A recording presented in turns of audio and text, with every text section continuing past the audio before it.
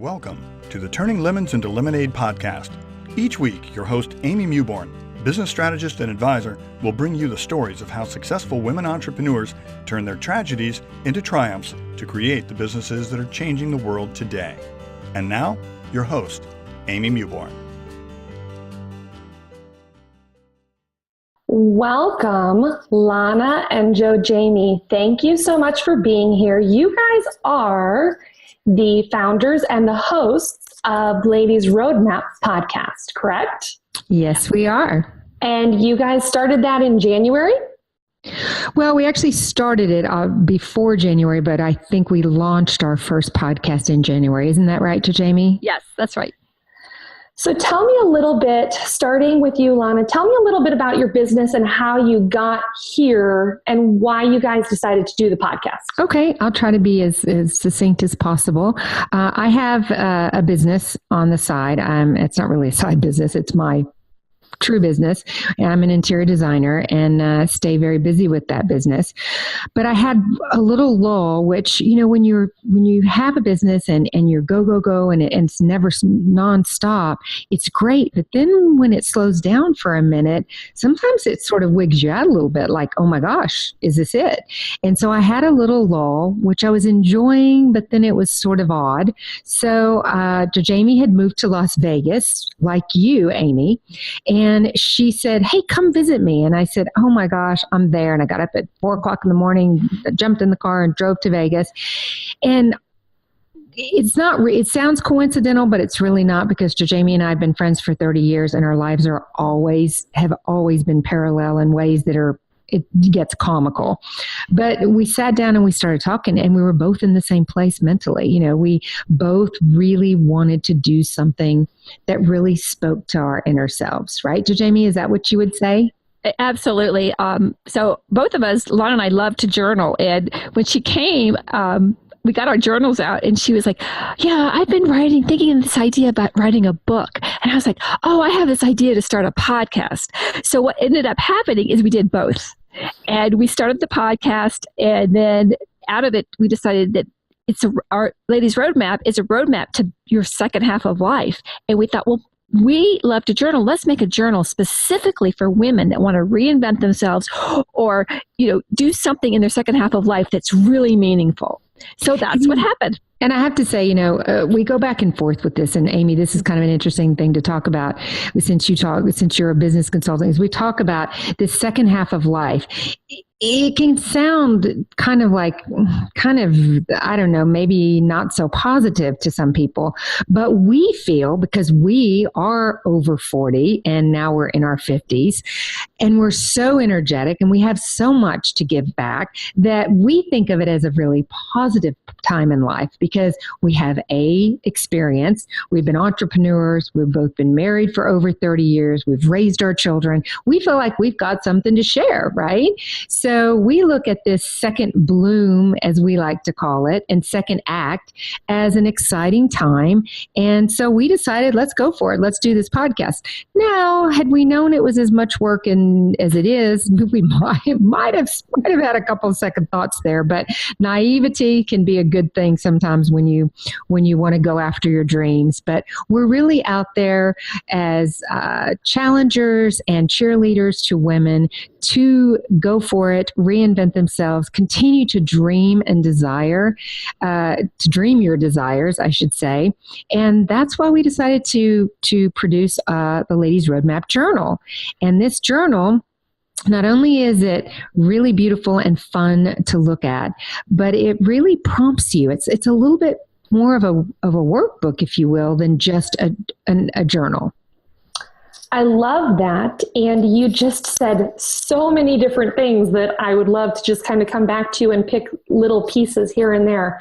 So first of all, let's talk about kind of that second half of life, because I don't know what you guys just described is, I think that you're actually enjoying the second half of your life just as much as you did the first half. And I'm not yet to 50, but I'm at 42. And I will tell you, I'm way more self-confident. I'm way more content with who I am. And if you don't like me, I'm okay with that, because I'm confident in who I am finally. Whereas for years and years, as women, we're often trying to please everyone and show up as this in this situation and this in this situation, trying to make everyone happy. And I love the fact that you guys are really bringing women together and asking them to tell their stories about some of the changes they've gone through to create a second half of life that's probably better than the first half. Oh, yeah. Wait till you're 50. You're just not going to believe how much more free you feel. And, we're not only bringing women to our show, but we're also bringing topics like plastic surgery. We had a top plastic surgeon on our show talking about different kinds of facial rejuvenation and what you should, if you're going to think about doing it, and let's face it, we all think about it, whether you do it or not, what you would need to know when you go in to see that plastic surgeon.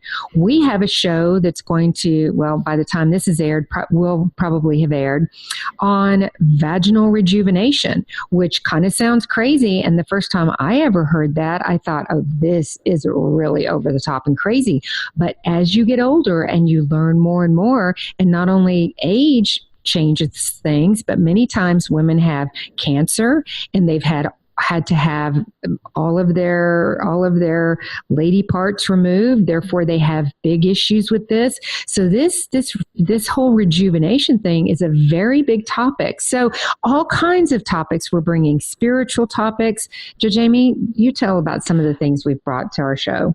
Well, I wanted to talk about that part about what you just brought about being the second half of life, because what happens is once your children leave, you do have a little bit of a space all of a sudden in your life that you didn't have before. And we have been taking care of everybody but ourselves. So this is a little bit of a me time, and we wanted to celebrate that. And so that's, again, what we're doing. So again, all sorts of topics. We had a woman on that does sound baths. Now, that's something that not everybody knows what a sound bath is. And I'm not going to tell you what it is. You have to come listen to Ladies Roadmap. But we're bringing really interesting topics and hearing other women's wisdom of how they're making their hearts sing now at this stage of life, because we don't have to be stuck in a job that we hate if we don't want to be. We can get out and do something that we love.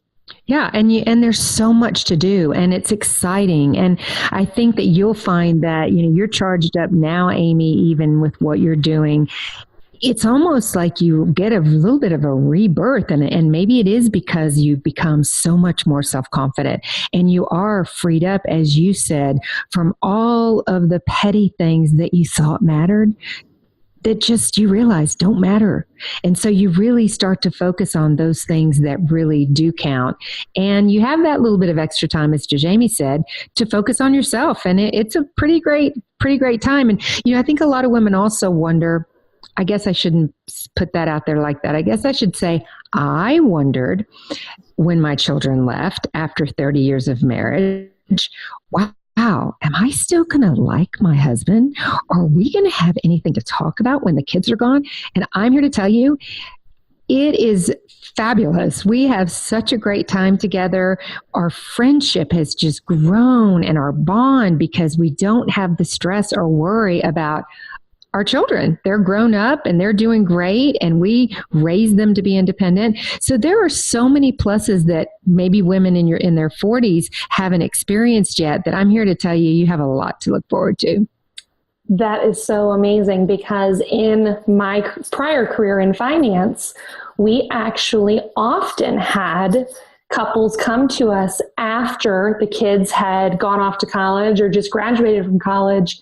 And they often sat at the table together and they said, we don't know what to do next. We don't really have a lot in common anymore, because everything we've had in common has been the kids. And so a lot of times they had to take the time to step out of what had been their day-to-day life to actually figure out, okay, who are we now as individuals? Who are we going to be as a couple? And how are we both going to build the best life we can build? And in their case, they normally had oodles of money, and there was really no issue other than, who am I anymore? Yeah, and they had to reconnect. Well, I want to talk about that, because as a woman, we need to take the power back for ourselves. We can't look at our husband to make us happy. And the funny thing about men is, and I'm sure we all know this, is that men just want the woman to be happy. So we have to take it back for us. And this is what I feel that Ladies Roadmap is doing, in your show as well, that we're giving women examples of what other women are doing to find happiness within themselves. So that's really important. And to keep themselves ageless in mind and spirit, and to keep themselves engaged. We have a show that we just did, a roundtable, where we had two women that are both in their 70s. They not only look great, but they are both still completely engaged in their respective industries. And they talked about staying relevant and having to learn more technology. And if they didn't know, they were going to take classes, or they could ask the other people, and how receptive and willing others were to teach them. So it takes effort. I think we've all hopefully learned by now that to be happy, to be successful, to be fit, to be healthy, we have to do the work. It takes work. So if you're willing to do the work, and you can make the work fun, it doesn't have to be the doldrums, then you can find that happiness, and you can stay relevant and excited. And that's what Ladies Roadmap is all about. And that's what our journal is all about. So I actually was just on your podcast, and we were talking about journaling and how that ended up becoming one of my most valued pieces of my day. There's nothing at all like sitting down in the quiet by yourself and just allowing things to come to you, and just free writing all of the stuff that is kind of going on in the back of your mind. And I'll tell you that as soon as I started journaling, I stopped having the 3 a.m. wake up of, right. Oh no, I hope I remember that tomorrow. So right. You quieted the hamster in your brain, the hamster on the wheel that goes round and round. Of course. Tell me a little bit about why you guys decided to do a journal and what someone can expect with the Ladies Roadmap Journal. Well, I can answer that because it is so amazing how when you actually write things down and you look at them, it's like a fountain. You know, if a fountain can only go as high as its source. As you dig a little tiny hole, it can only go up so high. If you dig a giant hole, you can have a giant spouting fountain. And that's sort of how it is with journaling. If you keep all these ideas in your head and you don't write them down, how are they ever going to come to fruition? All of a sudden, you're writing things down and you see them and you give yourself some goals. Well, then you can have some actionable steps toward them. And it's funny how if you write them down, all of a sudden you tell somebody, oh, I have this idea. You're going to talk about it more. And then someone's going to know somebody that knows somebody that is going to be able to come and help you or connect you. I found that when I was journaling, I almost had to do it every 6 months because I would write down 5 or 6 goals, and within 6 months, they were all coming to fruition. So our journal is actually a 6-month journal because that's sort of the cycle. I mean, maybe you can do it faster, but it looks like you're shaking your head. Is that something that you found as well? So actually, not too long ago, I was reading a Harvard study, and it was something to the effect of when you write down your goals, when you set goals, you're 98% more likely to achieve what has kind of been going on in your head. But once you write them down, you're automatically 3 times more likely to actually have them happen in a short period of time, a measurable period of time. And I'm going to actually find that study, and we're going to link it here in the show notes, because it is so clear about how much more even high performers complete when you write things down and you're crystal clear on where you're going. Exactly. And, just on another note, because some people will talk about not being so goal oriented, but I will say one of the nice things about the Ladies Roadmap is its journal is it's not just about ours is not just about goals, because we talk a lot about dreams and desires. Mm-hmm. They don't have to just be goals. You have dreams and desires, and many of us begin to sort of let those fade. We're so caught up in our daily lives, we sort of let the dreams and desires fade. So let's bring those dreams and desires back to the forefront. That's how you're going to project, and that's how you're going to manifest these dreams and desires. That it's not too late. We can all make these things happen. We also have chapters on health and body where we give you prompts to that, you just have to look at the journal. It's got so many clever ways to keep you engaged in yourself and to practice that self-care and self-love. One more thing about making lists. My daughter my daughter recently moved to Las Vegas, and I haven't been in the same town for her in probably 10 years. And now that she's here, we decided to make a little list together of things that we wanted to do. And so until we wrote that down, you know how people always say, oh, let's go do this, let's go do that. You never do it. Yeah. So we've become each other's accountability partners for putting in some fun things in our lives. So that's just another little fun thing to do as far as journaling or list making. So tell me one of the things that I often ask most of our guests is I ask them about the worst day in their business or, the biggest struggle they've had.